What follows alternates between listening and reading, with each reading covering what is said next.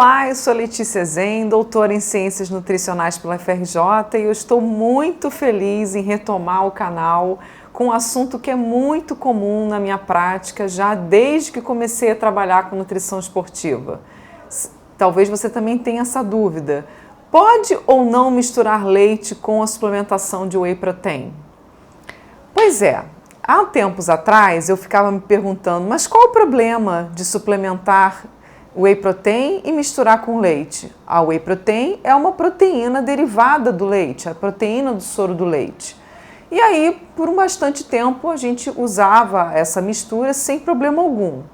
Anos mais tarde, as pessoas começaram a reduzir a ingestão do leite, por motivos variados, que não cabe aqui a gente discutir. E aí, por uma questão mesmo de fluxo de prescrição, né, eu tenho, para quem não sabe, mais de 20 anos de prática profissional, a gente foi naturalmente retirando o leite das preparações que eram utilizadas à base de whey protein ou outras proteínas suplementadas para fins, especialmente para ganho de massa muscular. Nesse meio tempo, surgiram no mercado proteínas de rápida digestão e absorção, né? Houve um apelo para as proteínas hidrolisadas, a gente já discutiu aqui em outra oportunidade as diferenças entre as proteínas hidrolisadas, concentradas e isoladas, e aí mais um motivo para que a gente não misturasse com leite, porque não faz sentido algum você pegar um leite e misturar com uma proteína hidrolisada, que teoricamente é uma proteína que você deseja testar para rápida absorção. Acontece que anos se passaram, essas proteínas hidrolisadas, elas, apesar de serem mais caras, de terem gerado interesse e algumas pessoas terem tentado testar, a literatura não nos respaldou suficientemente para mostrar que elas eram proteínas que trariam resultados superiores às versões clássicas concentradas e isoladas. Bom, se a gente entende que não é necessário, na maioria dos casos, utilizar proteínas hidrolisadas, salvo quando as pessoas têm algum tipo de intolerância, em situações específicas realmente que a gente queira maximizar o processo de absorção das proteínas, por que não voltar a pensar na possibilidade de inclusão do leite? Não que isso seja uma necessidade obrigatória, mas muitas pessoas têm o leite na dieta ou voltaram, por motivos variados também que a gente não vai discutir aqui, a ingerir o leite, a colocar o leite na dieta. E aí o que aconteceu?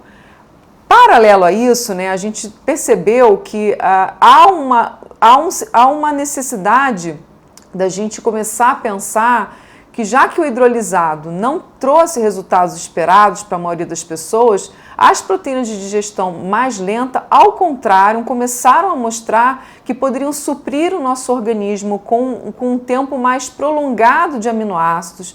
Isso poderia postergar a sua ação e poderia também aumentar o grau de saciedade. A inclusão do leite nesse contexto vai tornar a preparação para muitos paladares mais agradável, tornará mais lenta ainda a digestão e absorção, então isso pode, por que não, ser testado.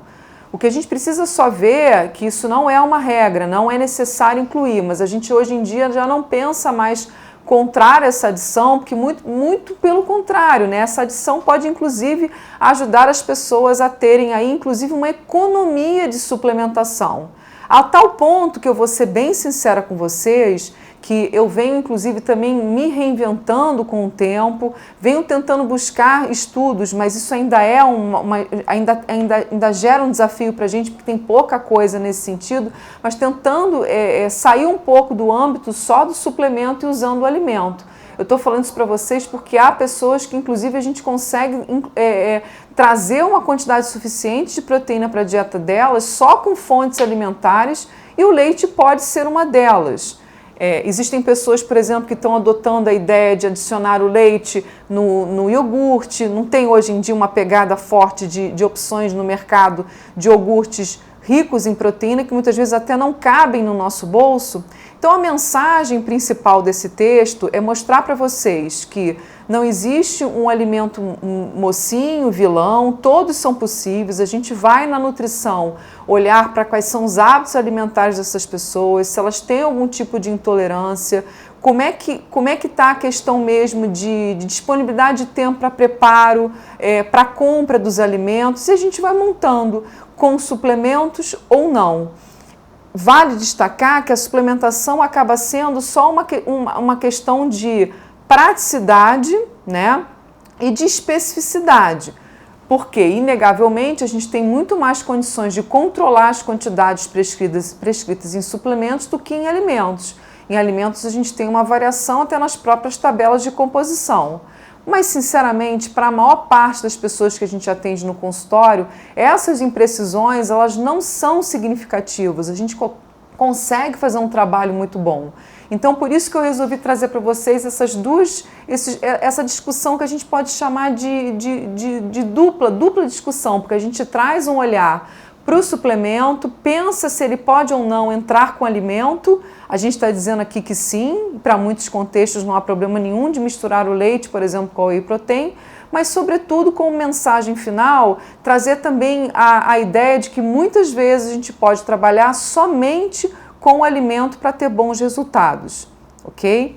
Em outros textos, a gente vai continuar essa discussão sobre suplementação de proteína. Espero que vocês tenham gostado desse retorno. Não deixem de deixar para mim seus comentários e sugestões para os próximos vídeos, porque se tudo correr bem, nós vamos ter uma periodicidade aí retomada de vídeos que venham atender às necessidades de vocês, sempre de assuntos relacionados à nutrição e à suplementação esportiva. Muito obrigada pela atenção de vocês, muito obrigada pelo incentivo para esse retorno e até a próxima.